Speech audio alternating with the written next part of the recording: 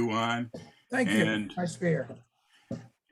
and happy Saturday morning, afternoon, early morning, early Sunday. It's I was just looking at my records before starting this, and today is the beginning of our third year doing this, which blows my mind that Jan and I have been keeping up with this all this time. From a little seed of an idea. This is our 78th presentation. Presentation, is that the right word? And a get together, gathering of the mindless. This morning, we're going to look back not 3 years, but 30 plus years. Our speaker started dancing in 1969, calling a year after that. He was a teenager at the time. And then a few years later, he dropped out of this whole mess, this whole thing. Actually, quite a few years, 1992. And then he played just person and human for a long time, and then got back into dancing in 1969 and calling. I'm having troubles reading my notes here. And got back 2018. Got back into dancing in 2016. I edited the notes, Larry, and made the pertinent ones big enough, but not quite big enough because I was wearing my glasses back then. Got back into calling in 2018. Currently calls the SSD program through C1. He's done recordings on Gold Star and Riverboat. Was that in the first time around or the second time around, Larry? In the 80s. In the 80s, okay. Was a site caller, was a mental image caller, and primarily uses modules right now, and an interesting progression in the other direction from what a lot of people go.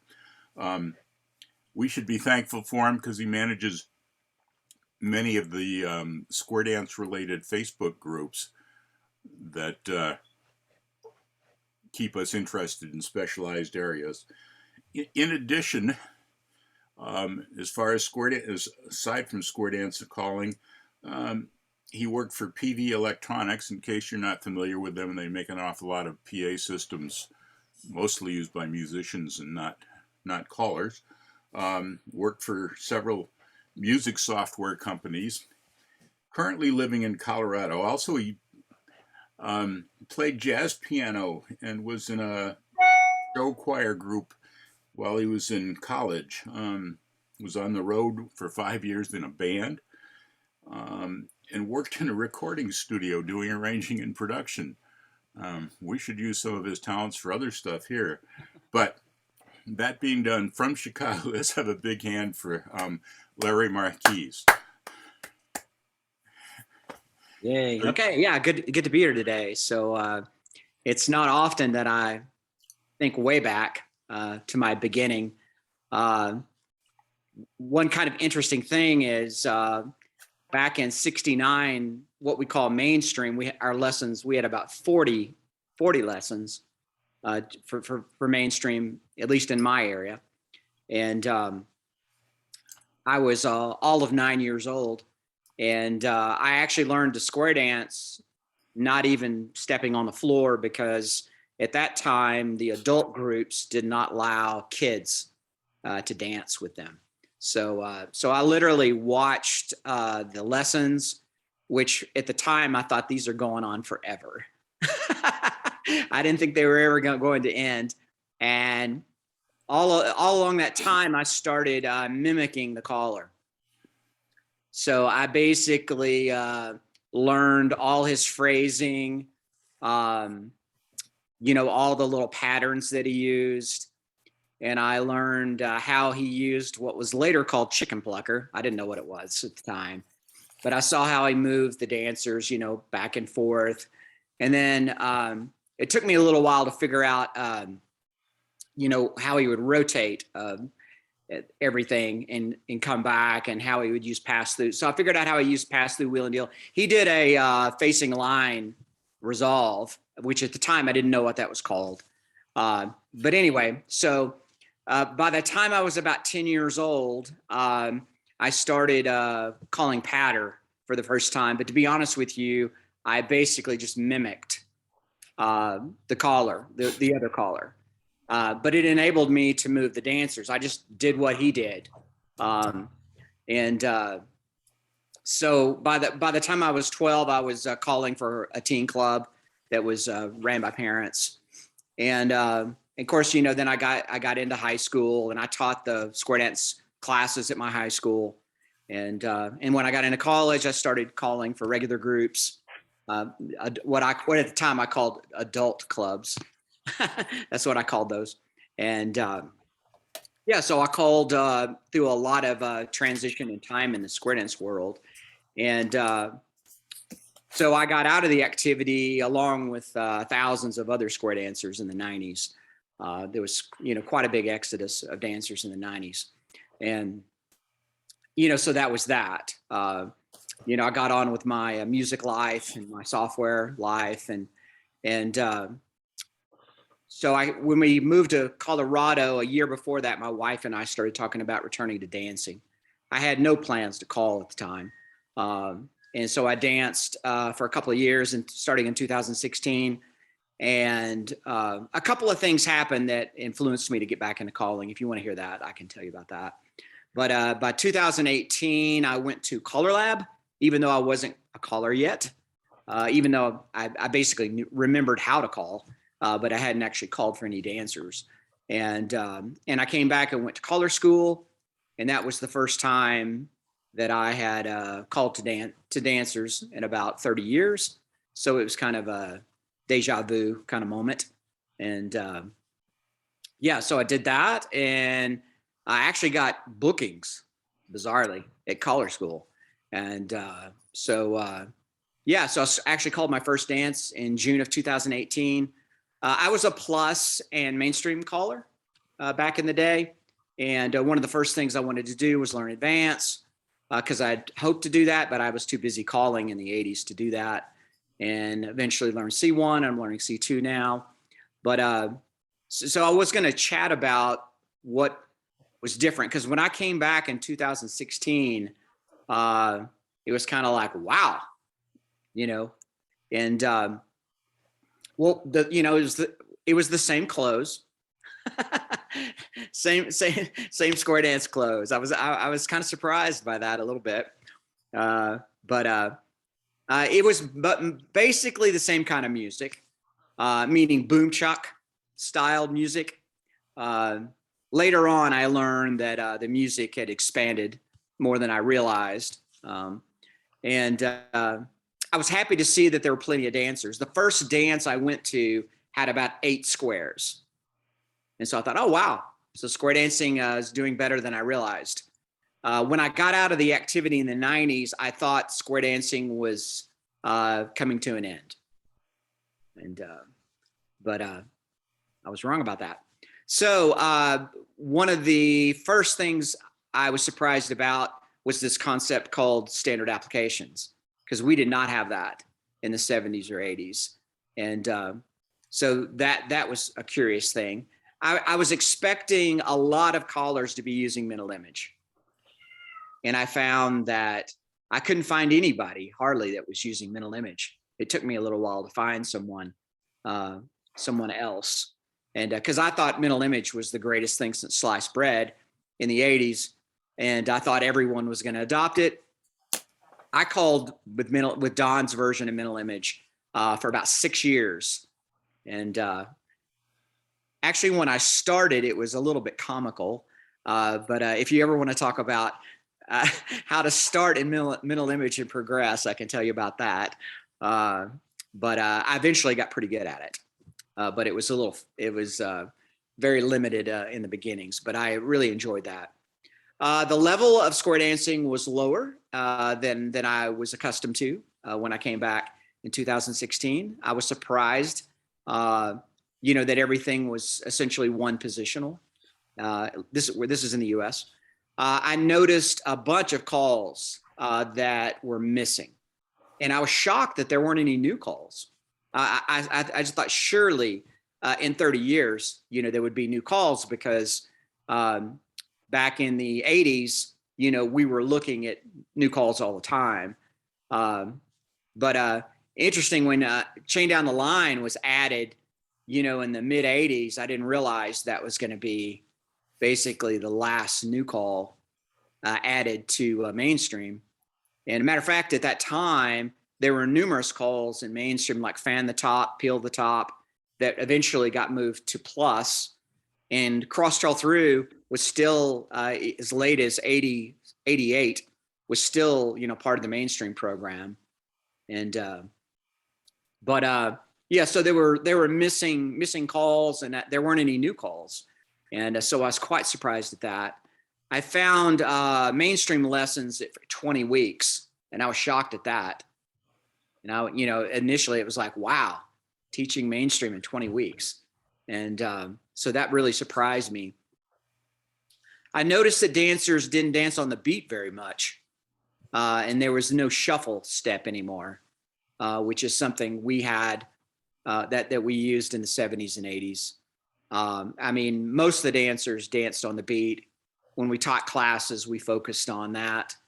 And the tempos, of course, were faster. That made the shuffle step, that's what I call it, made the shuffle step easier. It's harder to do at the slower tempos. But I noticed that there weren't dancers didn't seem to like to swing, which I thought was weird. I called, I would say, well, that caller's a swing caller because he called swing every once in a while. And then there were other callers that like never called swing.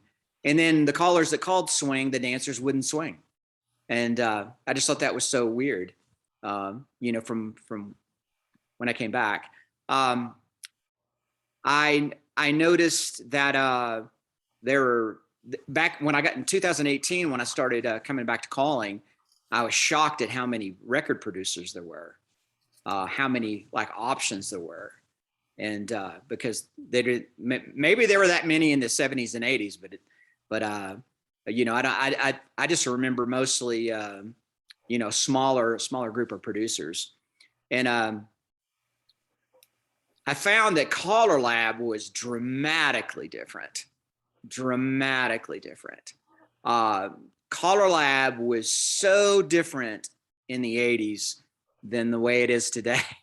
That could be its own session. And to give you an example, Caller Lab was way more, I'm going to use the word draconian in the 80s, in that it made all kinds of requirements for callers. You had to go to a convention every 4 years, or you would lose your membership. There was an accreditation committee, that wanted everybody to be accredited, which is a good thing. That's a good thing. But the Caller Lab wanted to contact every venue in America and tell them not to hire someone if they weren't accredited. So they were, that kind of stuff really bothered me in the 80s. So I came back and found out that Caller Lab was a whole different thing. And so I was pretty excited about that. One of the things that made me think about getting back into calling was the Taminations app. And so, for in the 80s, I was a checkers caller, right? I just worked it all out in checkers. And I saw Taminations and I thought, oh my gosh, this is fantastic. So I even in 2016, I started writing choreography again, even though I wasn't calling, just because it was like so much fun to do in Taminations. And so that was really a big influence. There's a caller named Steve Cottman that I assume all of you know. And I danced to him twice, first in 2016 and then in 2017. And then he changed my mind about what kind of music can be used. And that made me also think about returning to calling. I decided, if I was going to come back to calling, I was going to be that kind of caller. And so when I went to caller school, they have you demo in front of dancers, because they want to see what what group to put you in, whether you're the experienced or the new. And they didn't know quite what to do with me. So I I just used mental image. Of course, they thought I was sight calling, and thought I was fine. you know, and so I said, well, I'm actually just using mental image. We want you to sight call, and I said, oh, great. So I got to remember 4 people instead of 1. But I knew how to do it, but I just hadn't done it, right? And forever and ever. And so I kind of hacked my way through that. I kept trying to. I kind of cheated a little bit with a mental image, but that's a funny story. But anyway, so that's how I got through that. But at that point, I thought about becoming a module caller, because I had learned about that through callers on Facebook, and I began exploring that. So I began writing modules, and after about a year, I had about 500 pages of modules. I could just spit it out, as I was doing that. So again, I returned to calling, and in 2018, I'll tell you how I got my first dance. I was hanging out on a Saturday morning, working on choreography, and I got a phone call. And the club said, hi, Larry, this is so-and-so with the Mountaineers. We would like you to call for us. And my first thought was, oh, great, I'm going to get a booking. And they said, can you call for us tonight? And it was like, oh, man. So I had to, get all my stuff together. I was calling this dance. This was my first dance in 30 years. I was calling this dance, and after about the 3rd tip, I had sort of exhausted all of my ideas that I had memorized, all of my memorized modules. And so I had to, while the cuer was doing the round dancing between the tips, I took a napkin and kind of wrote out a few little ideas. And I basically did that dance, modules for the first 3 tips, and I basically just sight called the rest of it. So that was it. And of course, that dance, I'm real big into programming dances, and I programmed them in quite a lot of detail. And so I started doing that after that dance. And so, now I program my dances. I program all the way from the music I'm going to use, the pattern themes I'm going to use, and I have backups for all my dances as well. So if my floor doesn't pan out to be what I'm expecting, I make a change and take care of that. So I have like multiple levels for each topic that I'm going to cover. So if I'm going to focus on lead left, for a tip, what I do around that is based a little bit on the floor. So that's how I theme my modules. I basically just take a call, and I start with something pretty basic, and then I try to do some clever things with it. And so that's kind of how that works. So during the time that I was out of square dancing, I worked in the music software industry. So I kind of had my own, I knew exactly what I was going to use software wise. Bizarrely, I had a Bose L1 in my garage. And that's because when I was a musician, I used one. And so it was just sitting in my garage. And so boom, I could use that. And I already had laptops. I already had loads of music software on my computer. And I picked one particular package that I was familiar with because it had really good looping, and it had really good skipping abilities, skipping from one section to the other. And it had a lyric window that I could use for recording singing call figures. But so that's how I got started, and I've been going ever since. And my main goal is to just get better, and evaluate every dance after the dance. How well I thought I did, and I usually go back and revise certain modules. My modules are under development, like all the time. I always go back, for when I'm in the 80s, I wrote a module and I just used it forever. I didn't mess with it, but now I'm constantly rewriting my modules. So any questions about anything you heard there? So when we talked last weekend, I guess it was, whenever it was, couple things kind of came up for me. One of them was just talking about the difference in dancer culture between the 80s and now. And one of the things I've been kind of thinking about is that a lot of the other dance forms that I'm seeing flyers for now that the COVID thing is starting to open up, and of course they all charge twice what we do at least, is that those other forms seem to be more of a framework on which to hang your own expression of dancing. You talk a little bit about like the dancing, the puzzle solving, how that changed in those 30 years. Yeah. So, well, a couple of things there. First of all, during the 70s, we had a tremendous amount of dancers, but we were losing dancers at a big pay. We were losing way more dancers than we lose today. I know we think we're losing dancers today, but when you have such a big set of dancers, it probably was the same percentages. So we were always kind of worried about that. When we had 40,000 people at a national convention, we were still worried. So one thing that was somewhat similar is that dancers back in the 70s and 80s, were worried about it, but they had a certain mindset about it. So clubs were very non-inclusive, I guess that's the word. Singles clubs were all singles, marrieds were not allowed. Married couples were all married couples. Teen clubs were all teens.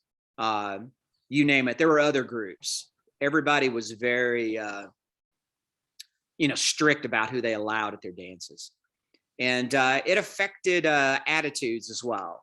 So there weren't a lot of there weren't certain values that I think are important in square dancing that are very simple, like being nice, being considerate, welcoming visitors, thanking people for coming to the dance, that kind of thing. All that was basically lost, during the 80s. I used to jokingly call it grumpy squares. You go to a lot less socializing. Most of the social activities were after the dance, and late night pizza. But when I came back to square dancing, I noticed a bit of an obsession with looking at square dancing in the past as being this incredibly great thing. And when I came back, dancers acted like there was something wrong with our activity. And I thought this was so strange. I was so glad that square dancing had survived. And so I was so thankful that we could still dance. And I was, the past is a mixed bag. It was a lot of dancers, but there was also a lot of things that did not work optimally, that kind of led us to the way we are today, you could say. I wouldn't say, there's a lot of theories on why square dancing is the way it is today. But at the end of the day, it gets right down to if you're having classes or not. If you're having regular classes, you're growing. And if you're not having regular classes, you're not growing. And it's pretty well as simple as that. And that's the way it was in the 70s and 80s. Although in the 80s, we would have waiting lists. we had so many class people. So many people would sign up. We did not have room for all of them. So we had a waiting list. And that's something we probably can't even imagine today. But, eventually we got tired of doing classes. We just got tired of it. The clubs got tired of it, and classes stopped happening. And then, classes would last an entire year, and dancers didn't like that. So Color Lab tried to do some things about that. Color Lab introduced all kinds of programs mostly I remember most of the ones in the 80s. And bizarrely, there was even, Don, you may remember this, there was even a 25-week 0 to plus thing, that Seastrom was actually a big fan of. He probably regrets it now. Apparently it was very successful in California. But it literally, this was in the 80s, and it was a trial. Everything Color Lab did back in the 80s was a trial. And one thing they tried to do with Mainstream is they used an italicized call list. Okay, so you had your Mainstream call list, and some calls were italicized and the other calls were not. So the idea is you would teach the non-italicized calls definitely first, and that would be like the minimum you would teach. And then whenever you got around to it, you could teach the italicized calls on the list. So this was an attempt to have a class that lasted 25 weeks. And then later on, of course, they tried to do 0 to plus for 25 weeks. So they're always trying different programs, but none of this was based on trying to do a lot of classes. Like none of that ever came up. This idea. I mean, this was way later that multi-cycle programs and things like that came out. But I don't know if that answered your question, but there you go. Well, I think one of the things, I'm relatively new to all of this. I guess I've been dancing about a decade now and calling for half of that. And I had all of these, this is what's wrong with square dancing. And then I read Jim Mayo's book and was like, oh, they saw this stuff coming back in the 50s. And so it's good to hear reiterated that a lot of the same problems people were trying to solve in different ways in the 80s even, and still missing it. Let's see, I'm trying to remember the other things that we kind of talked about, and hoping that some other people will jump in here as well. While you're thinking, Don. let me just interject that something I forgot to say at the very beginning is this basic topic. There's frog in boiling water syndrome or what have you. Many of us were calling back in the days that Larry's talking about and before, but we've stayed with it and gradually seen these changes. And when you gradually see them, they don't stand out as much. And I thought Larry's perspective on seeing the difference from over a 30-year period, how things developed, he would actually notice a lot of them. And I've caught some of the interesting viewpoints that you point out that I was unaware of because it was just a gradual thing. So that's one of the reasons we're here today to capture these thoughts. It's kind of interesting.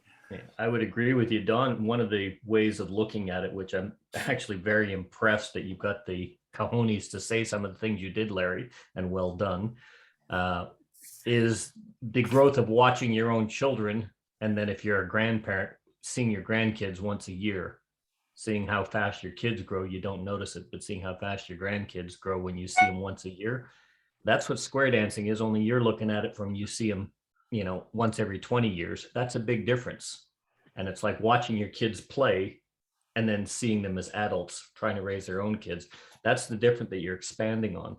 You made some really great points. The one that I really liked, and what Dan was reiterating, Jim Mayo, Jack Lazary, and several others noted that we have such a large input, and we're looking at square dancing in the late 70s and the 80s as the heyday with all these massive numbers of dancers, and we have to turn them away at the doors.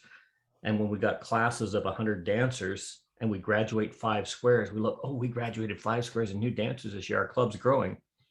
That's 40% retention. Our retention is less than that if we're lucky today. And we're still thinking, like getting 10 new dancers is a good thing.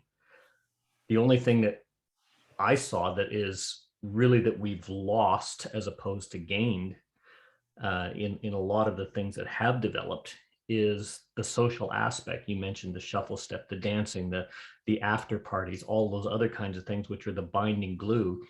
That sociability on the dance floor, coming into the hall through the dance and after the dance, that seems to have digressed and disappeared, a lot of it, which you've touched on. These are big changes, which all go to show that it's not just the dancing. And that's what I'm taking from your message. It wasn't just the dancing or the choreography that made square dancing what it is. And we've been focusing on the wrong things. And my hat's off to you for actually saying it as eloquently as you have said that. I want to. You've opened up a time capsule in my mind. We really want to get dancers and want to keep them, but back in that day, I remember caller coaches teaching new callers, and then I was doing the same thing, saying the way to learn, one of the things you need to do to learn is to actually call for people and get a group of people together and start calling. Now, you're probably going to be a crummy caller because you're just starting out and don't get it. And you may not be able to hook these dancers onto it, but they've done a service to you and therefore to the community. So it's worth sacrificing a few dancers to a beginning caller so that you can learn. Lord forbid we should try to sacrifice dancers now. At that time, we had enough people standing in line, as you said. So let's sacrifice a few so that we can learn how to call. A big, a big difference, unfortunately. Right. Bill, go ahead. I can concur with what Don just said. When I started dancing in the late '70s and took lessons from a local caller in Sacramento where I lived to teach the basic fundamentals. And one of the things he taught us he said, don't go out and try to get yourself hired by a regular club.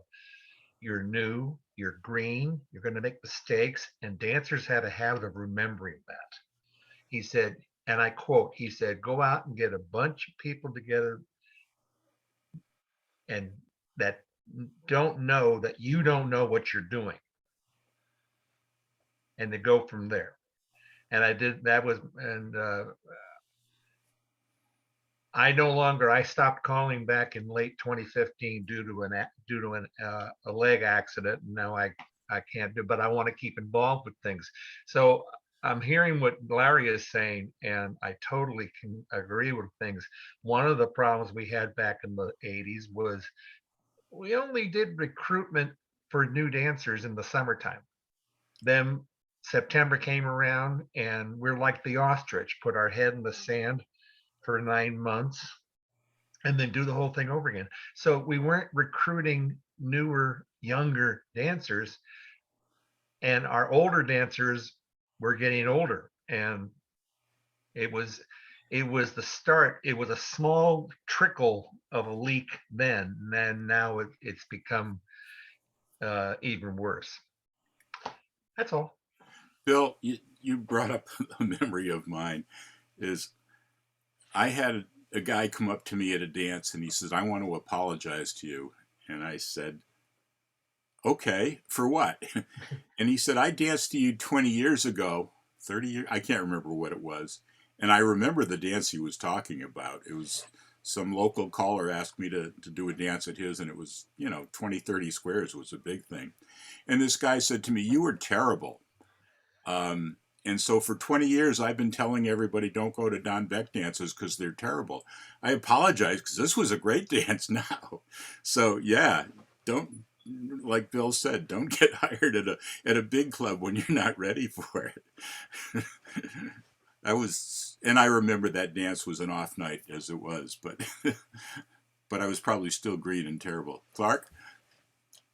Larry, can you say anything about levels and attitudes toward levels, quote, back then versus today?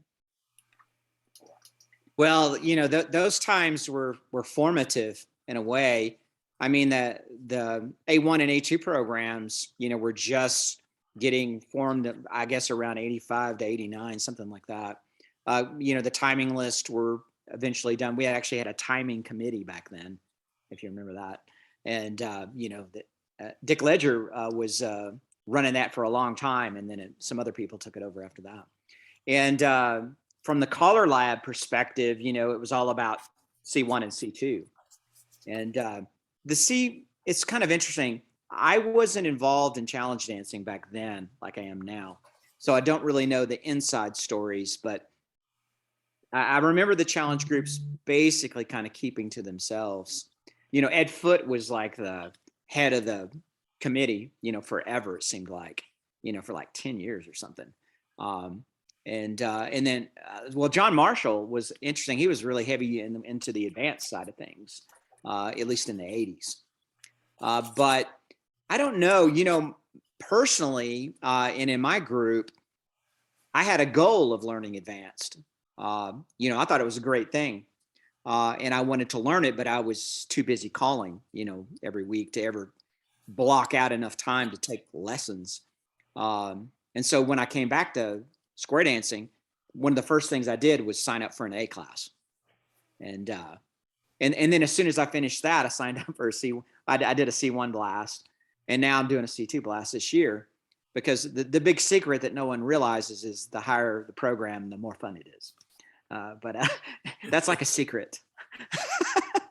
Only challenge dancers know that. Yeah.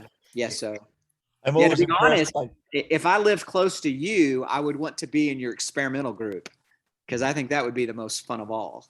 But Larry is like all these dancers we complain about, just speeding on to plus. He's got to go on to the next and on the next, and can't just hang around and enjoy the levels he's at. But while he's at those levels, he's really pushing them. And I mentioned that he heads a lot of administers a lot of Facebook calling related groups. One of those is the mental image group, because he was really big on that for a while. And then he moved on, and not many people publish in that. I try to once in a while, but I forget also. But yeah. Larry, you're going too fast. Well, I'm just having a good time. When I was calling in the 70s and 80s, I was, we didn't call it mainstream in the 70s, but we didn't. You can imagine calling. Well, I mean, maybe you can't imagine, but with a lot more limited list, and that brings a really good experience.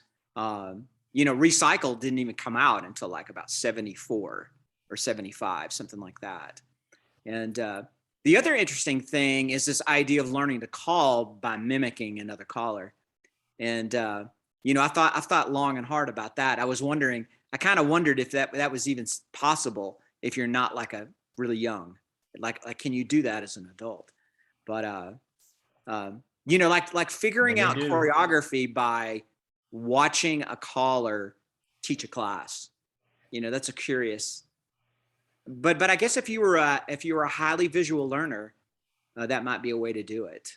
But because like when I was 11 and 12, I sounded like a normal caller, but I literally was just mimicking, my parents' callers' approach. So. For like most of us, Larry, you sounded good, but you felt like a fraud. Yeah, I didn't really feel like a fraud. I just didn't understand what the name for what I was doing. I knew the names of all the formations, so I was good there.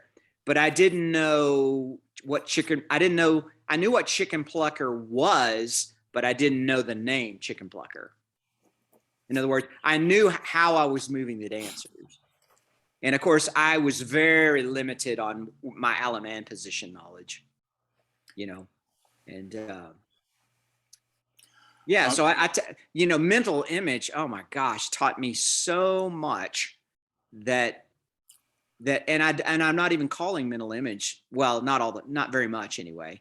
But I learned so many things in mental image that affect the way I call today, even when I sight call. Before we lose any people, I want to say something I should have said at the very beginning, but next week we will not be having a session. It's Caller Lab weekend, and I won't be going, unfortunately, this year. I'm still COVID concerned, but hopefully some of you will, and to honor those that are, I'll be vicariously there. I wish some of it was online, but there will not be one. We'll be coming back the week after. Also want to let you know that I did not pay Larry to talk so much about mental image. He's doing this on his own. Yeah. Go ahead, Daryl. Unmute. I have a habit of that. In any case, nice, Larry. It's very, very interesting, your perception of everything. Yeah. One thing you did not mention, I do recall back in the 60s, in our particular area, which before I started venturing out of state quite so much, round dancing. Oh yeah. We had rounds during our program. As a matter of fact, the caller was expected to take about 15 minutes during the dance and teach what they called the round of the month, which very simple round and everything. And everybody in the whole area, now being in a metropolitan area at that time meant having about 50 clubs all in the area. They were all teaching the same round dance. So every dance that you went to, you got another teach on it until they could do it without teaching. There were no cuers for the rounds or the space between the actual square dance tips. You put on the music a little bit, and everybody knew the dance. They get out on the floor, lay the needle down, call her, go get a cup of coffee and visit while the rounds were playing. Then in about the mid 70s, I guess it was, we started getting round dance cuers. And that had quite an effect on the square dance program. A dramatic change from what it was to what it is. So we don't have square dances these days. We have square and round dances. So you doubled the amount that people might expect when they come into those classes. Even if they don't know anything about round dance in general, they do before the classes are over. Because if you go to a new dancer dance, they don't do all squares, they do squares and rounds. And they said, well, we have to go to another class. Talk about your perception on round dancing. In our area, people think I don't like round dancing. I do, I love it. I cue rounds. So it's not a big deal. But yeah, there's different feelings back. Your turn. Yeah, sure. So I would say at the very beginning of the 70s, our area was more likely to do line dancing in the very early 70s. However, and this was really due to one person. There was a caller in town named Bill Lincoln in my area, and he was an excellent round dancer, he and his wife. And so they really pushed round dancing in our area. This was like mid 70s. You talked about cuers, and so he became a cuer. Although he never read a sheet. You know, he cued by memory, right? He never had a sheet like, and so the round dancing, but the clubs were in my area were slow to adopt round dancing, and tended to fall back on line dancing. So line dancing was what kind of grew in our area, and Bill ended up with his own round dance club, and then but you know at the festivals, the state festivals, he would always be doing the rounds, right, at those. But when I came back, which was in Colorado, they had a strong round dance program in Denver. So it was actually a bit of a surprise to me that you would have 30 minutes of rounds before the dance and then one round between every tip at the dance. So that was kind of new for me when I came back, more so than it was, you know, in my particular area. Larry, what was your area before going to Colorado, where this previous Right. round dance My lived? square dance career started in Arkansas, and then, but I lived in Tennessee before I moved to Colorado. As far as round dancing, when I started dancing Western and sort of calling make believe, I was in the Springfield, Massachusetts, Western Massachusetts area, and they were doing rounds, but they weren't cued. All the dancers knew them, the way Daryl was saying. When I moved eventually to the Boston area, they were cueing the rounds. And I thought it was just a regional thing, not a time difference. And I was sort of offended that at least I don't do rounds. I don't do dancing that has footwork. I tried cueing and that didn't work for me. Even reading the cue sheets were useless. But at least I could enjoy the music back in the Springfield area. And then when I moved to Boston and the cuers were talking over the music, I wasn't able to enjoy the music. So that was an interesting transition in my mind.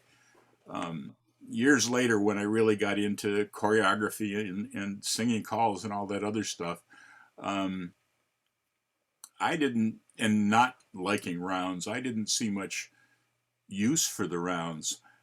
But I really found out, this is probably calling in the mid 80s to mid 90s, that dances that had rounds were a better dance overall. Even though the round, you know, I'd be building a theme of building energy and what have you, and the round dance cuer would be fighting by putting a soft one on when I'm trying to liven things up and vice versa.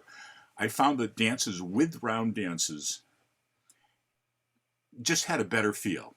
And it's probably what people are talking about now. It was the sociability of it. Either time to talk during the dances, or people just like the other form of dancing and spending more time with their partner. I don't know what. But there was just this overall feel when I left the dance, this was a pretty good dance or it wasn't. And it was a function of whether it had rounds or not. They were an important part of our program. Mel? Yeah, I'm just absolute agreement with you, Don, as far as the mix of rounds, that when they were part of the dance, it always felt like a better dance.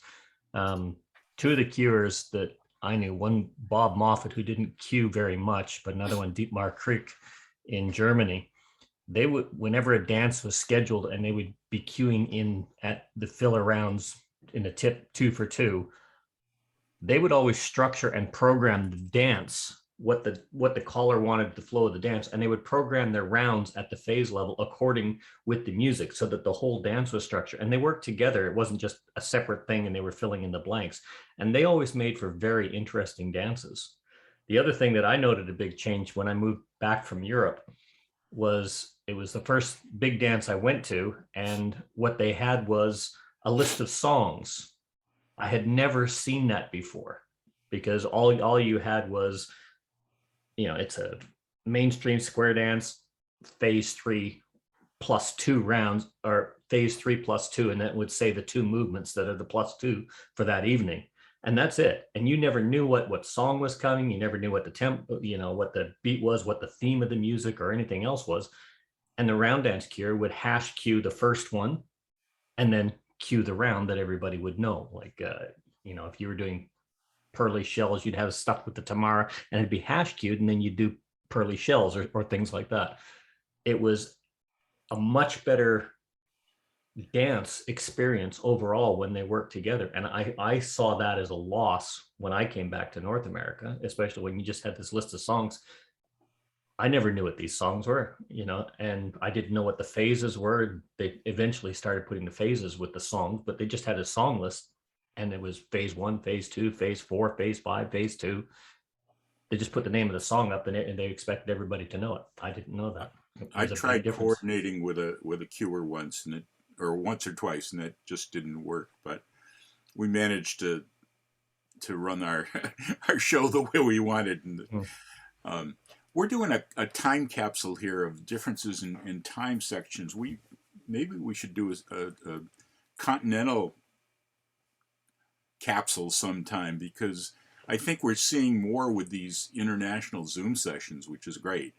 But the differences between East Coast US, West Coast US, Europe, I don't know, calling in Europe, there were, as I recall, we went with no rounds and just no breaks.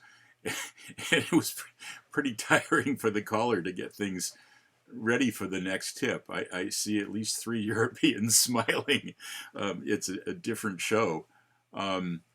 Mel's, of course, had a good background of calling in US, Canada, Australia, and Europe. And sometime we might have him introduce and then have others talk about the pros and cons when they've traveled.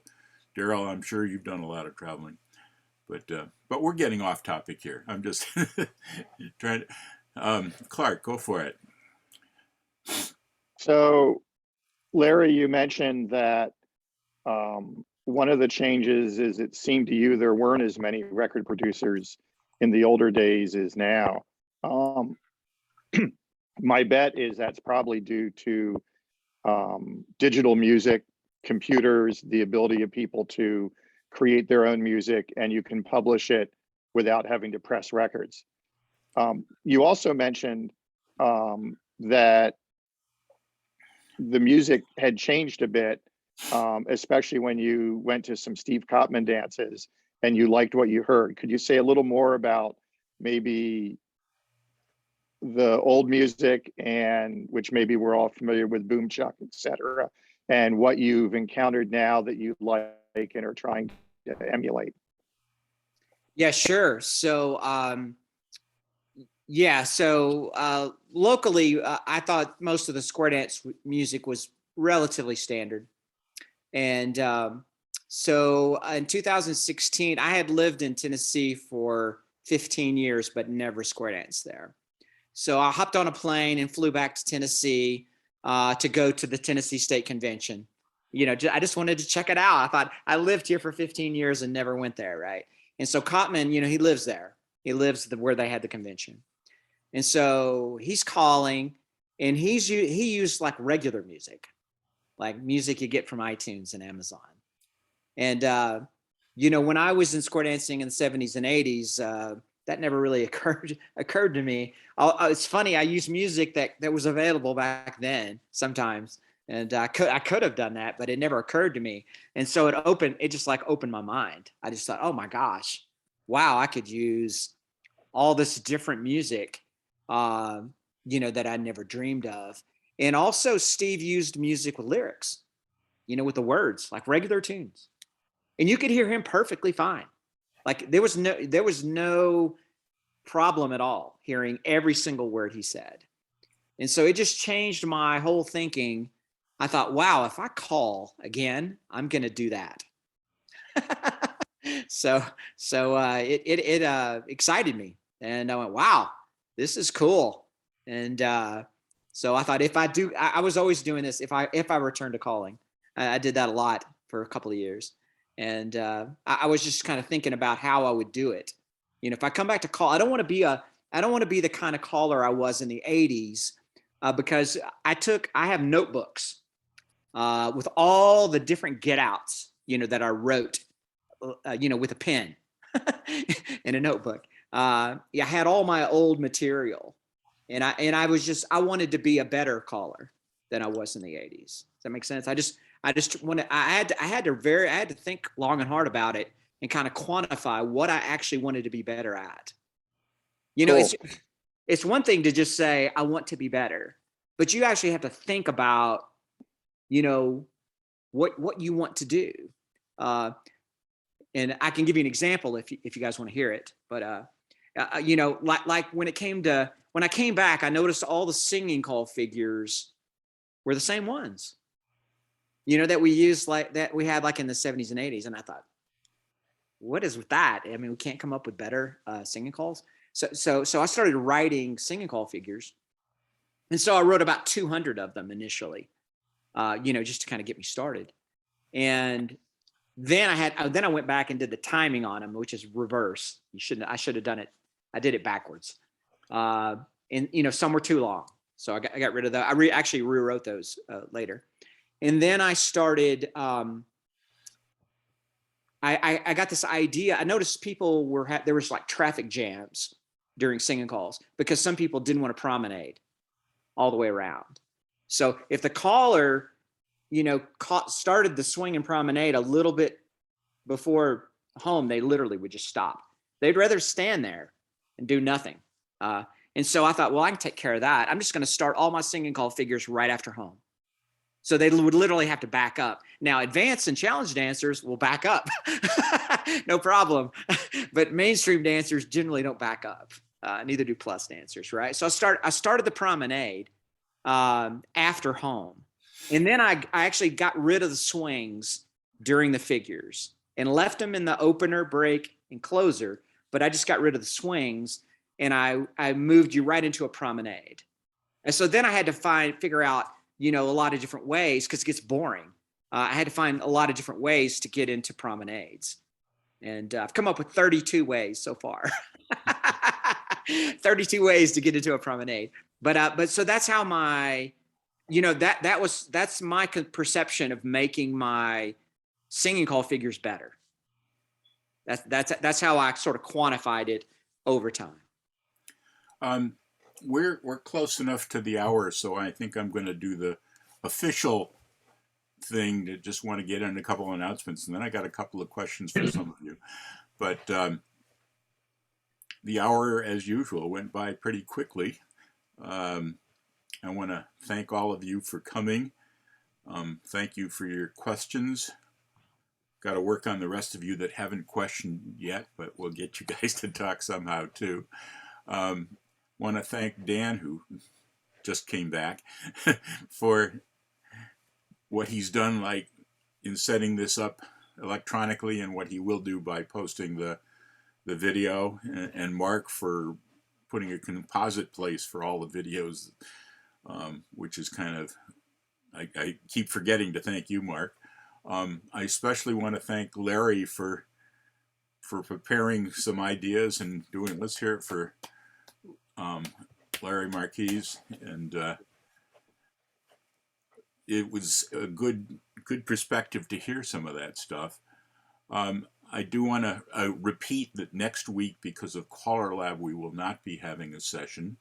I want to again congratulate us on starting our 3rd year of this by taking next week off. Right.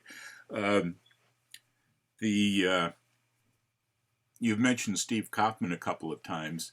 He is on my list of people that said I will do a presentation for you sometime. Great. Not on how he uses music. He's going to do something on creative choreography. Yep. But he's been busy at work. I think he just had a promotion and he's trying to get everything together. But he will be with us in one of these days. And leading into the next questions, we've talked about how the music is advanced. What little calling I do, I still use some of the older music. In one moment, Daryl, I still use some of the older music. I'm not convinced that the newer music, that you're really using it versus fighting it, although I think it's a folk activity we do and it does evolve. But my question is for Tony. Your music, to my knowledge, has not evolved. It's the same old good live bands we listened to back in the 60s, 70s, 80s. Is there any problem with people not seeing modern music? Is there any attempt to do modern other than what Clark and Lisa Lisa? Greenwood have done once in a while? I would say that just off the top of my head, two things. One, a lot of the bands are experimenting, have been in the last 20 years or so, doing a kind of fusion between the traditional, more or less Celtic, and things like jazz or rock. If you listen to some of the recordings that have come out. But the other thing is that I don't think most contra dancers are bothered by the music being largely the same as it was. I think it's a matter of taste. I think some dancers enjoy the new attempts at fusion, and some of them can take it or leave it, and a few of them are bothered by it. But I certainly, among the active dance musicians, I don't think it's been static at all. One of the things I noticed or observed over the many years of contra dancing and modern Western calling is, I mean, there are obviously a lot of parallels, but one of the differences I noticed is that in modern Western, the emphasis is on the caller, and in traditional, the emphasis is on the music and on the band. Well, certainly in contras, that's true. With traditional squares, it varies depending on the region. Some places it's more like the contra scene where the music is more prominent, but in a lot of areas the caller is still the big cheese. Daryl, go for it. Yes. Interesting, I hope interesting story. The first time I tried some of what you would call, excuse me, the alternative music was at a weekend that I used to do up in Washington State. And there was a piece of music, I think it was called Ooh Ah, that I'd heard somebody do. I thought, God, new stuff. No more fiddles and banjos and bluegrass and all of that. We can do something else. So I did this piece of music and I used it as a hoedown. Excuse me, I had a caller older than myself come up to me and say, Daryl, that was the worst hoedown I have ever heard. I said, wait a minute now. Everybody says we want to get younger dancers into the activity. I said, they don't want to hear this hokey country music. And just about that time, a young caller came up and interrupted and said, God, Daryl, that was fantastic. I just loved that. The older caller turned around and walked away. Now, I wasn't sure how it was going to turn out, but that just preceded one of my cross-country road trips that I did every year. And I told that little story every place I went, and I put that piece of music on, and I used it for one of the hoedowns during the night.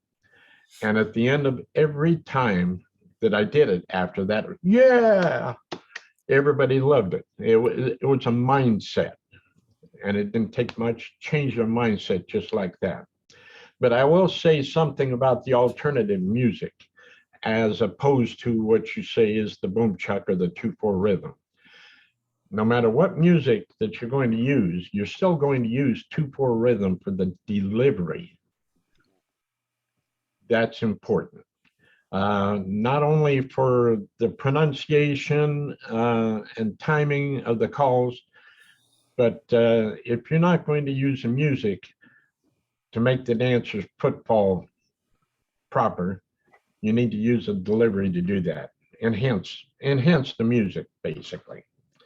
So with that, thank you.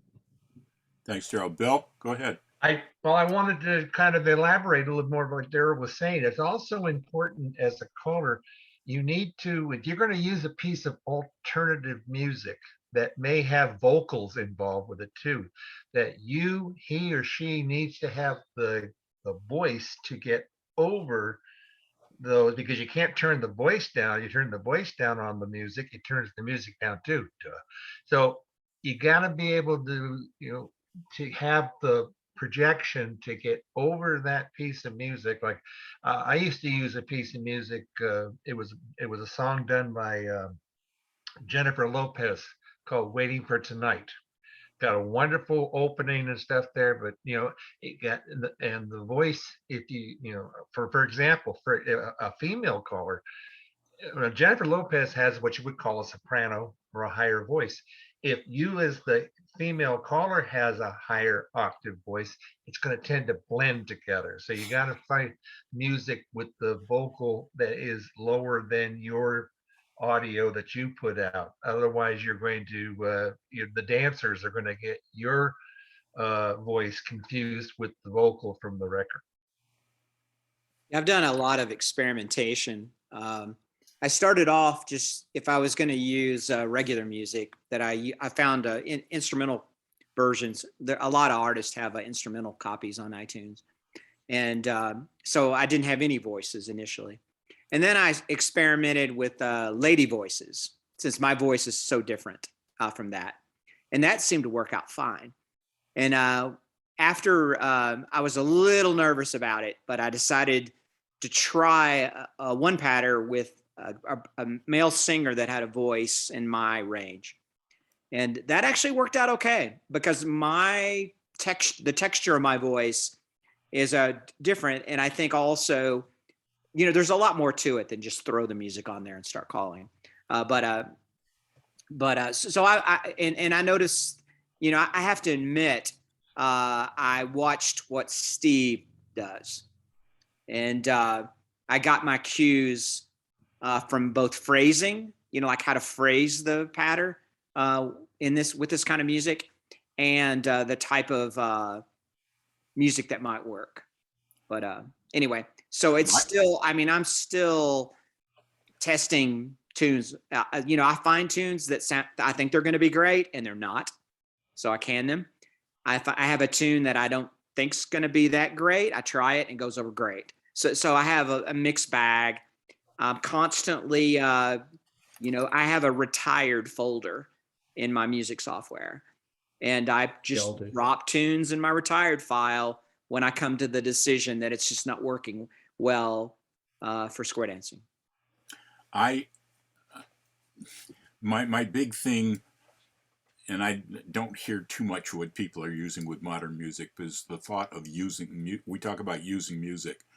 As long as you're using the music and working with it rather than just singing over it, so that your voice definitely should emphasize the beats of the music, hopefully emphasize the phrases of the music, and even more hopefully go along a little with the melody of the music.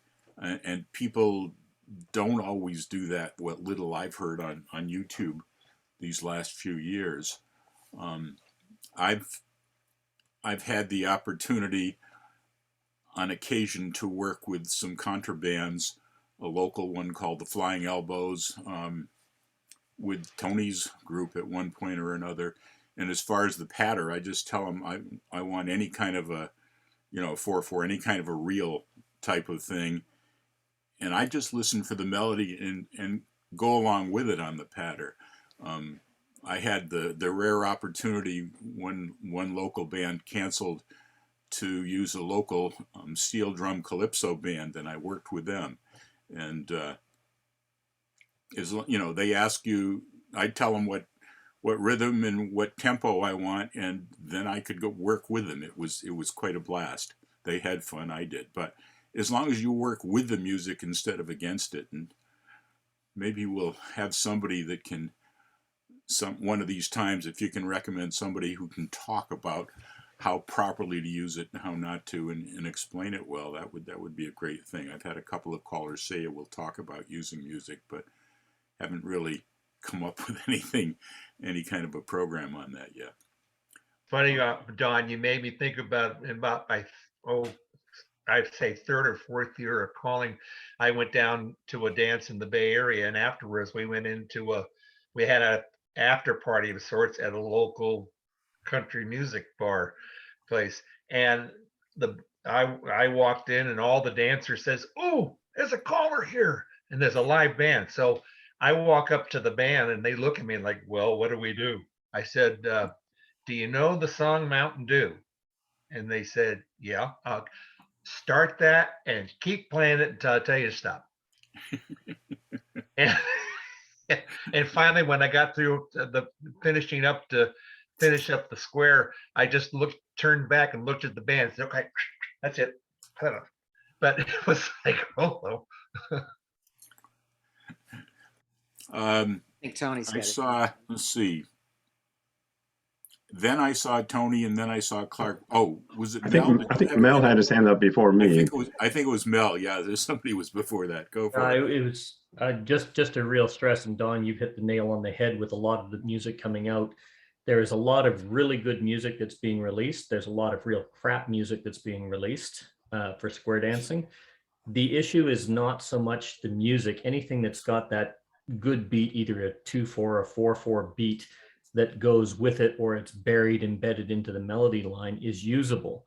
But the delivery time, and Daryl hit it on the head, if your delivery is timed with that 2/4, with that rhythm that you can actually dance to right across the board, you should do fine.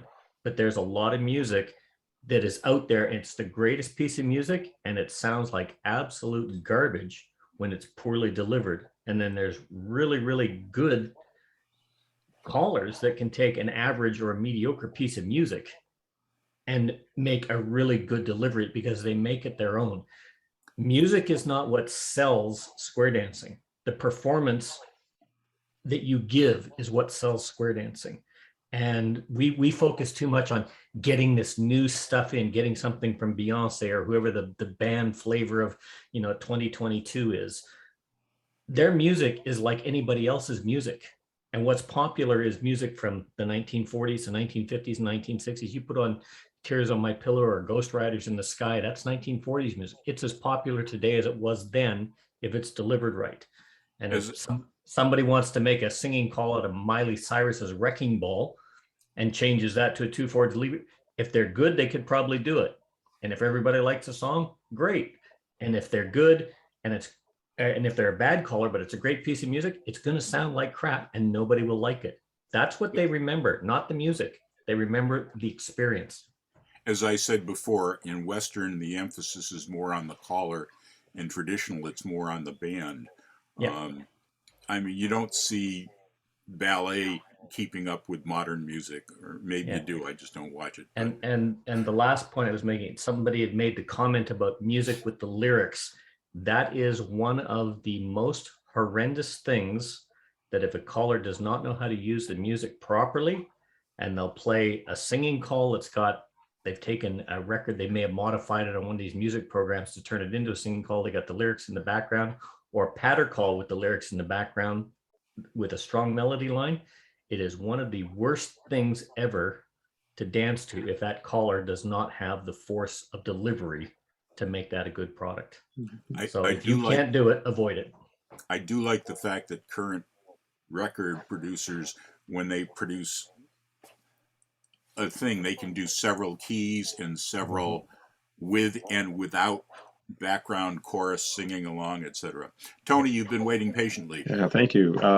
The story about the country bar and the band playing Mountain Dew leads right into something I was planning to say anyway, which is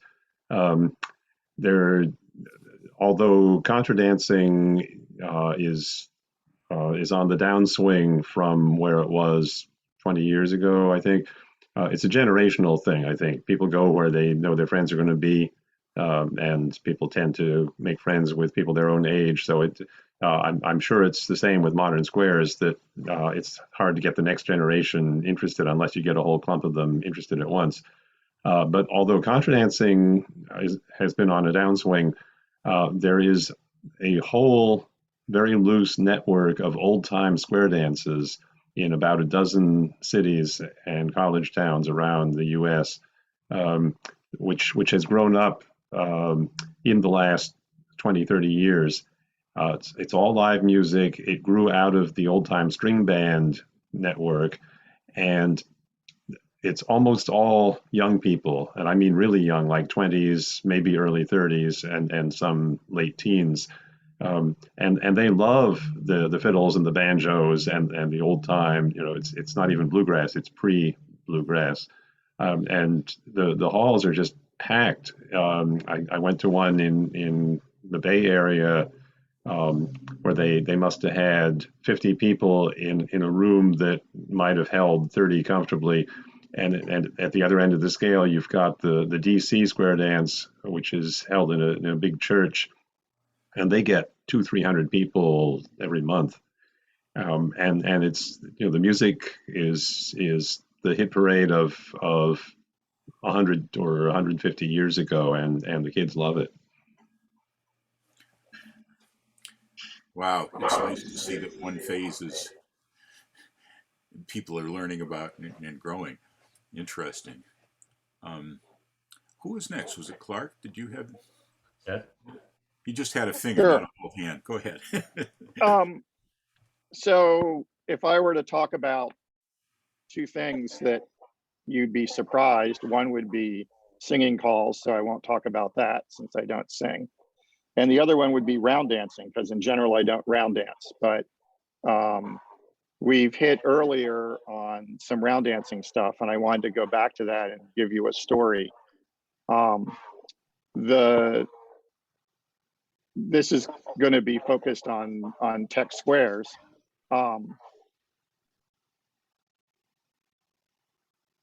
When I took round dance lessons, it took me a whole evening to learn to even get the rhythm of two-step down. And within another session I took was waltzing, and it took me quite a while to get waltzing down because I'm horrible at rhythms. And I think when I first square danced, it even took me a while to take one step for every beat of music. And certainly calling, it took a while to deliver my calling, you know, synchronized with the beat of the music. So at the Tech Squares weekend that I used to run, people would always ask, oh, we want round dance lessons. But my experience with round dance lessons is it's something that you sign up for. They happen every week over, you know, 10 weeks or something. Like you can't learn to round dance in 15 minutes, 45 minutes or whatever. So we can't take valuable time from the weekend to try to teach people who don't round dance to round dance. And I was proved wrong at this year's Tech Squares weekend, which I didn't attend, but I've heard reports of, where some people wanted to learn to round dance. So they scheduled round dance lesson for 45 minutes at 5 p.m. on Friday night. So if you got to the weekend early before dinner, you'd have 45 minutes of round dance lessons. And this was run not by a quote real round dance cuer, but I think by Stephen Gilday, who's a good round dancer and ballroom dancer, and has also thought about what you need to know to right off the bat to learn some round dancing. And instead of having 2 or 4 or 6 people get up who had wanted to learn to round dance, it was announced and like 50 people got up. So the room was super crowded, and apparently he did a great job and taught people 45 minutes worth of round dancing. And then for the rest of the weekend, each time a round was on that they would be able to do based on the knowledge they had, it was pre-announced, and everyone who was new would get a partner who knew how to round dance, and they'd all get up on the floor and round dance. So not only did they learn to round dance at the beginning of the weekend for 45 minutes, a short period of time, they also were able to use that knowledge and reinforce it throughout the weekend. And that was just an amazing thing that had never happened in the 20 years we've been doing that weekend. Now, Tech has some really good round dancers, and they do all the way up through all the phases. And they also have then branched out into social ballroom dancing and competitive ballroom dancing. So like all the things, they kind of do it, you know, out, just like we have C4 dancers at the club. We also have phase 6 round dancers, et cetera. The other thing we noticed in when I did the weekend, I always paid the cuer. I paid the caller 2/3 of the money and the cuer 1/3. And I don't know what a normal thing is, but that seemed like a fair thing. And the people who were round dance advocates added up how many minutes the round dance cuer is on the mic and how many minutes the square dance caller is on the mic. And guess what they discovered? It's pretty much exactly 50-50. So they've changed to moving the pay scale to 50-50 for the cuer and the caller. And I thought that was interesting. Clark, when I've done weekends at East Hill Farm, it's been with another caller. And so the individual caller versus cuer time was probably even more balanced towards the cuer. Very interesting.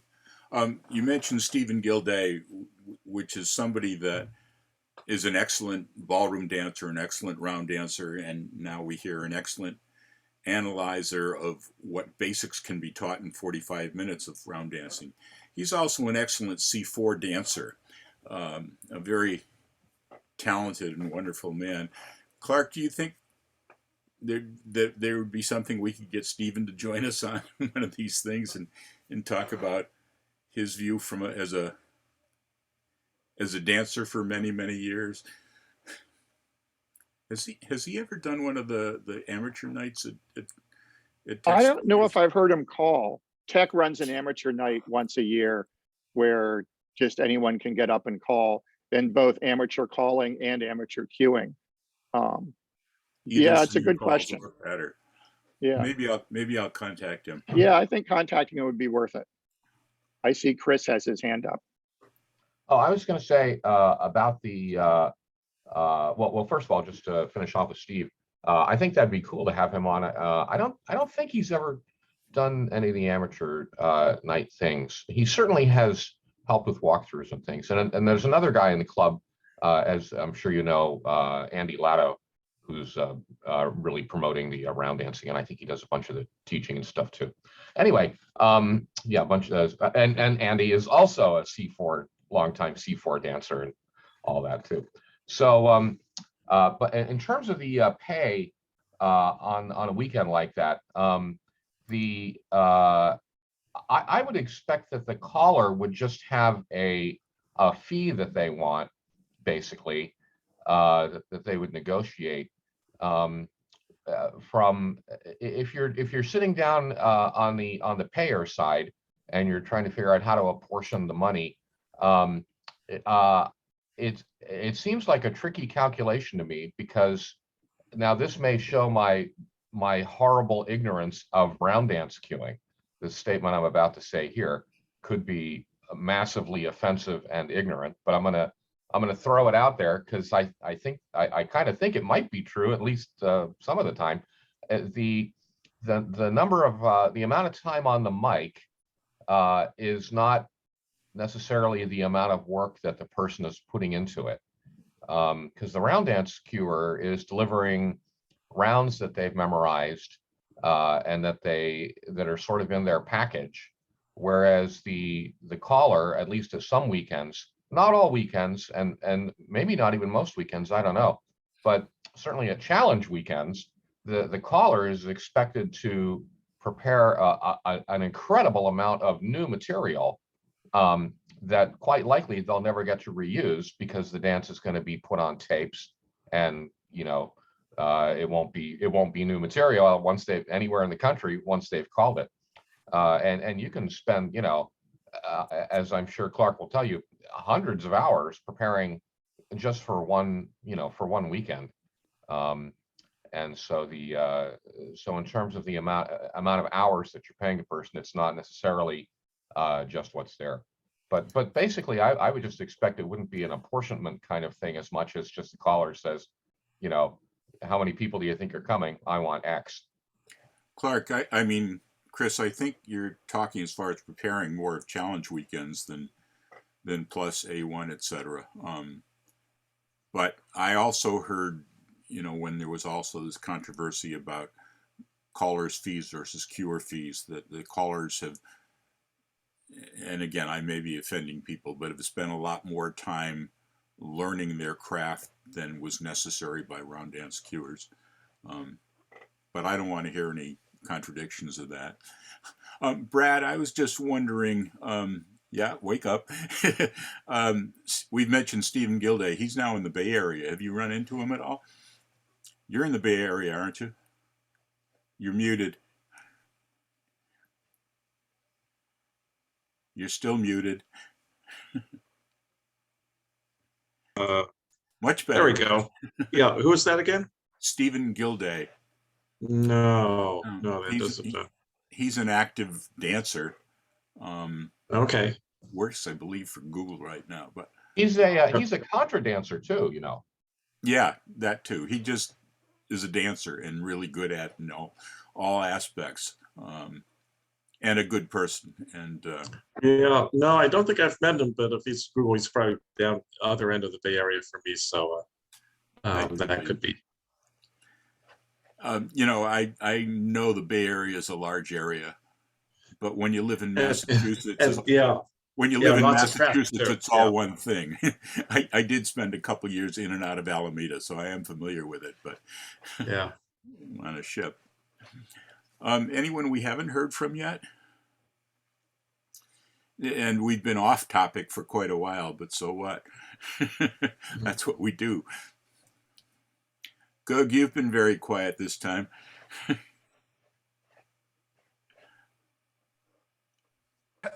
I think that many of us in Europe, for heaven's sake, I started square dancing in this millennium. I didn't. But I think that many of, since you mentioned yourself, I mean, the discussions about round dancing and so on, at least up here in the northern Europe, there is a lot of square dancing, no pauses. Interesting. Any other things, or should we realize that today's conversation is winding down to a point where it'd be smart to call it off? Any other comments? I've got just one, Larry. I put a thing in the chat directly to you that I'd like you to consider. I think, and that was your 32 get-outs or 32 lead-ups to a promenade without a swing. I think that would be an excellent article to publish. Yeah, when he said that, I was like, oh, I want that list. That sounds good.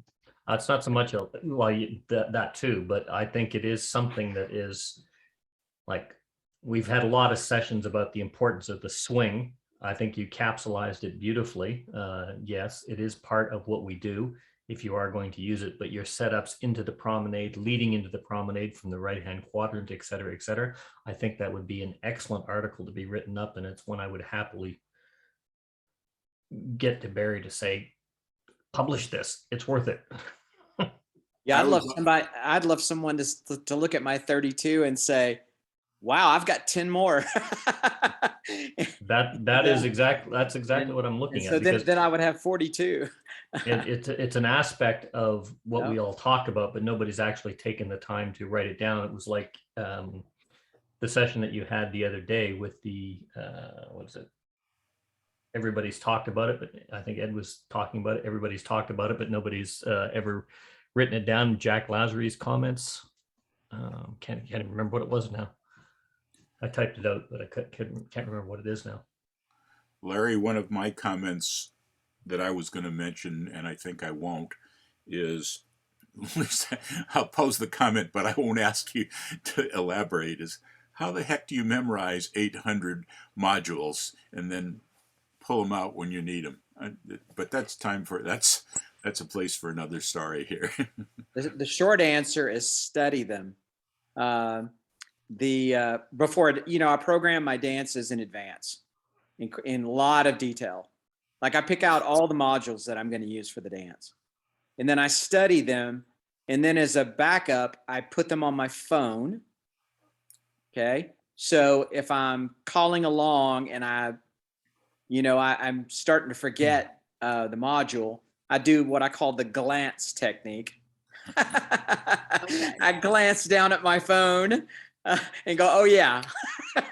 And then the other thing is when I make a mistake, which happens occasionally, I just sight call them home.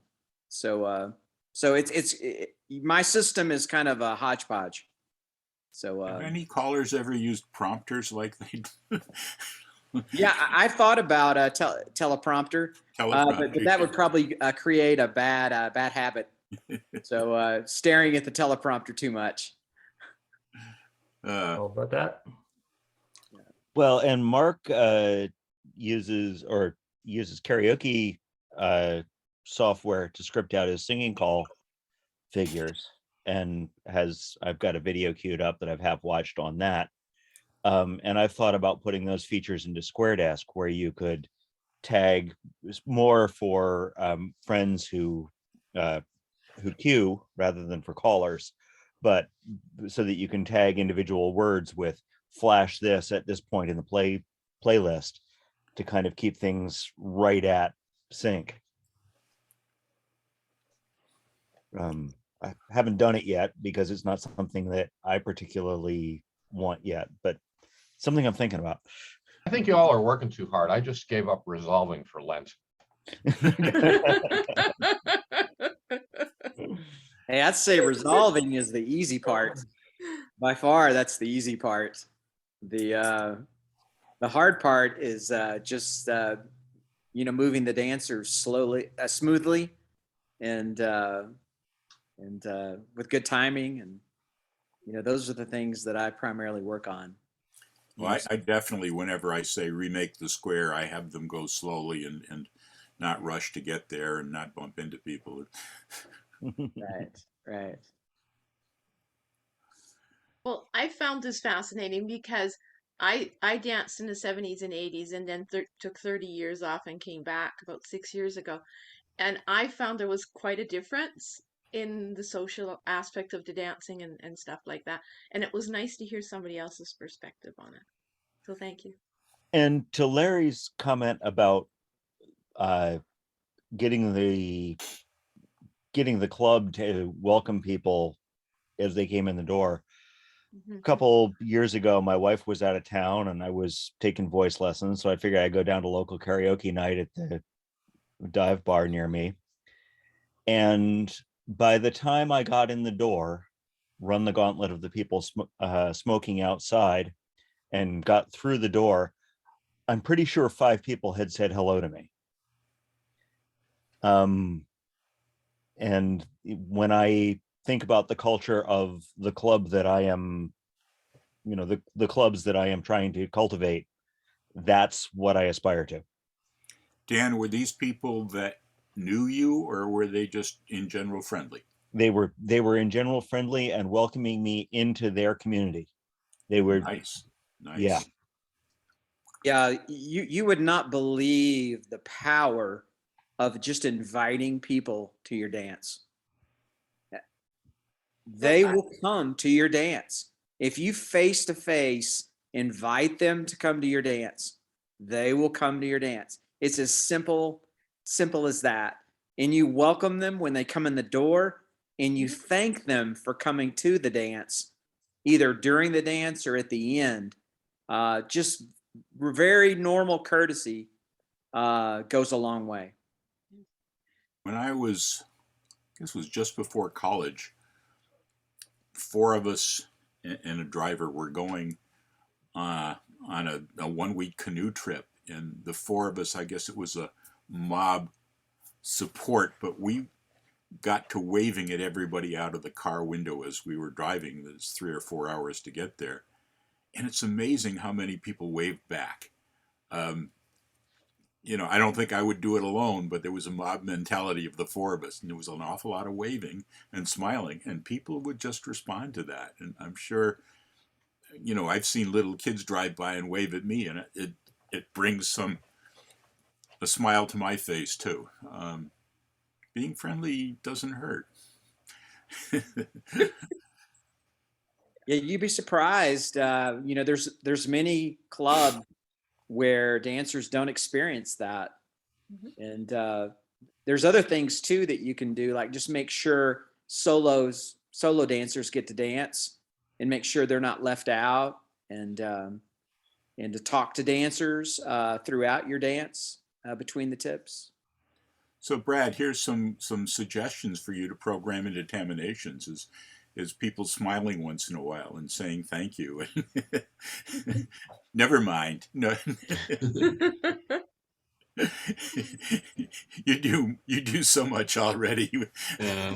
Oh, I mean, Taminations just completely changed my life, as a caller. So I'm so grateful to Brad. I know he thinks I only complain, but I am so grateful for the software. Well, ditto too, because of my teaching mental image classes. We got 9 people in the 6th group now, and without Taminations, it would be next to impossible. I have to do it with my square dance dolls and an extra camera when I do the 6 couple thing, because you haven't programmed that in for me yet, but I don't expect you to. Well, not yet. I have some ideas for that. I would thank Larry. He's by far and away, he gives me the most feedback on Taminations. Who is that? Larry. I try to only give you good stuff. Well, there's a reason. There's a reason for that. I use Taminations literally every single day. Mm-hmm. So I'm working on SSD through. I'm trying to learn C2, so I use Taminations to help me learn the calls. So Yes. it's a wide breadth of programs that I deal with in the software. So you use all the features of the program. I suppose I do. Every once in a while, I find something new that you've put in that I didn't actually notice. Oh yeah. And then I make great use of that. So Great. Brad, I might have to send you a link to my video on showing 6 couple dancing where I'm using my dolls. Just to imagination. Yeah. Okay. yeah. And I use Taminations, and it's like that aha moment, when everything just goes in sequence and stuff like that. And I can't do that. I'm starting to learn how to do it with my dolls, but I couldn't to begin with. So if Taminations hadn't been around, I would be either back more with my pattern than I am. Oh, great. Yes, I'm literally learning it by using Taminations. Clark, should we try to get Brad to program in square around, even though it's I not like on square anybody's round. list? It's one of my favorite disposable experimentals. I know, but there's no need to have it on there because it's not on anybody's list, but he could put it in as an Easter egg or something. Yeah. I tell You you, gotta- lately, one thing that I haven't emailed Brad about, but I would love, I go back, I listen to, I go back and look at old quarterly calls, that didn't make it, and think about whether those would be good to use in a workshop setting. And so I have to put the pieces of the call in Taminations to recreate it, right? Because those calls don't exist anymore. And it'd be nice if I could, I could just do the pieces, and then I guess I could copy it and then use it, just paste it in. I could use it that way. But it would be cool if my little 4 or 5 pieces to my call, if I could name that, Right. like an abbreviation kind of. You're like a subroutine or something. Like a subroutine, and just Yeah. type the word, and then it would put my 5 or 6 calls in a row to sort of pseudo recreate the call. I mean, you can do that with abbreviations, Larry. Back before Brad had split 2 around 1 come into the middle, I would type split 2 or my abbreviation for split 2 around 1 to the middle, and Taminations would do a centers in, centers run, and ends bend rather. Most of the things you can come up with parts for, but the abbreviations, how many calls in a row can you abbreviate? Instead of the separations. Yeah, it's just limited to how much you're willing to try and type on one line, I guess. Okay. So maybe I could use that. Cool. Hey, Larry, you remember when you said you do your refresh at a glance on your phone? Yes.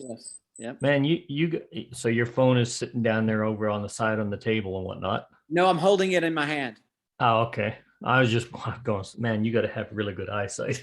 Yeah, I have to hold it in my hand because it's too far away. Yeah. Yeah, I can't see it if it's Some callers put a sheet of paper on a music stand in front of them. Well, I was just going to say, one of the things I do the same thing, refresh at a glance, and I program. So if I was going to do like that was the pattern. So if I'd selected that pattern, whoops, there we go. That's my refresh at a glance. It comes up, well, I know I'm going to be singing the song any old time. I'll be using one of those figures. That's my focus for it. Yep. And the layout is that, but that's way all over to the side, so that I'll do the same thing. And I say, okay, that's the modulo, and I'll just refresh at a glance if I lose it. So I do the same thing. It's just a different way of setting it up. Mel, Yeah. why do you have many of those labeled as Clark Baker? Sorry, why do I have what? Many of those labeled as Clark Baker to Clark Baker. Oh, CB. to Oh, Yeah. no, it's one of the things I say. If you're going to do something like that, like have a prompt sheet for a refresh at a glance, which I still do. I still use heavily modules and heavy on the site calling. But if I have a focus on programmed, I'll have a module with that movement that I want to focus on. So I'll prepare those, get them in my mind. And it's like anything else. You prepare 10 tips a night. You've got 10 different focuses for whatever your tips are or your theme that carries through. Yeah. That refresh at a glance is very handy. But the thing that I found even more handy is I try and use the same layout each time, so I know where to look when I glance at the computer screen. Yeah. I have to format it in a certain way for me to do my little glancing thing. I had to do some experimenting with that, but I finally found a format that I can, and I actually use my thumb. I have to scroll down as the dance progresses. You know what I mean? I kind of have it in order. I tried doing that, but the thing that I found is once I put the music on or once I put on, my laptop is sitting over there. Mhm. I don't want to touch that again till I'm done. I don't want to go over to it. I don't want to do anything. So I'll have it on one screen. I'll have, I know my lyrics or anything else. If there's a refresher in my patter call or my patter prompts, I'll have one of the singing call figures I'm going to use for that singing call up there. So that's refreshing while I'm calling my patter. And I never want to touch that computer or go over, look at, or try and scroll down or scroll up while I'm calling. Yeah, I use my thumb on my phone to do it, and I wear a headset, so I'm not holding a microphone. And of course, a lot of times it's going great, so I just set the phone down. I don't even need to look at it. So yeah, it just depends on. Sometimes I just want to do I don't know, a set of get outs that I really think are cool. I saw a video of I believe it was a C2 dance. I'm not sure. I don't call the level. I don't dance the level. I was watching it, and the dancers were having a great time. Don't get me wrong in this, but the caller's pose was one hand down, microphone here, leaning forward behind the table, looking at his computer. And that was the whole dance. Dancers, and it would go to the caller and go to the dancers back and forth. Dancers were having a great time, but that was the position of the caller. Was this? It was hardly out there. So it's a whole different dance mentality. And I went to one dance, and the caller was sitting behind a table, and I could not even see him. Yeah. I heard the sound. It was like dancing to a recording, but yeah, I couldn't even see him. Yeah, But so I try to be out front with the dancers. That's why I use the phone. I don't want to turn my head, because I need to be looking at the dancers. So, yeah. I haven't seen anybody else using phones, but it works for me. There's a few that do. Okay. We have a caller here. I don't know how the hell he does it, but he's got square view, everything else. And he's got his amplifier and he's got his phone. It's plugged in. He's got a little jack that he does that remotely, sets it up, and he's calling 5 nights a week. He's got an entire database on his phone. He must have one hell of a lot of memory on it, but everything is run off his phone. I don't know. I suppose it saves on carrying and loading the car up. Yeah, could be. Yeah.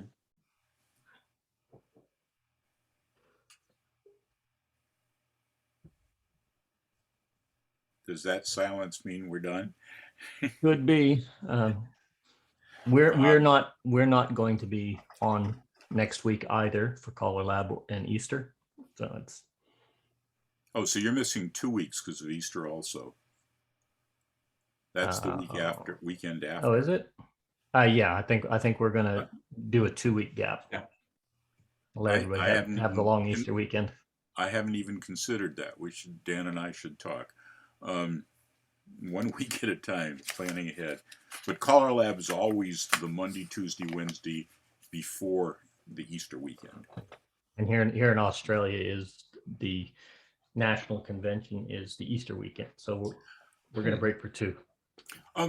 I do have an international question, although we don't have any Japanese on with us, but is April Fool's Day celebrated in other countries than the U.S.? Oh, definitely in Canada. It is in a lot of places. I'm here in Because Australia. It is. I put a comment of sorts up yesterday, and one Japanese caller wanted more details. Now, I don't know if he was being facetious or not. I've got to send him an email and find out. Enough said. I'm going to do my final save of the chat, and I'm going to bow out, guys. Thanks again, Larry. Thanks to the rest of you guys. Enjoy your next few weeks. If you go to Color Lab, say hi to people for me. I hate to miss it, but that's what's going to happen. And we'll be in touch. I will post whatever the next session is. We've got several people lined up, but nobody with a specific date. 10 minutes till our clocks go back. All right. Bye, y'all. Take care. Bye. Bye, y'all.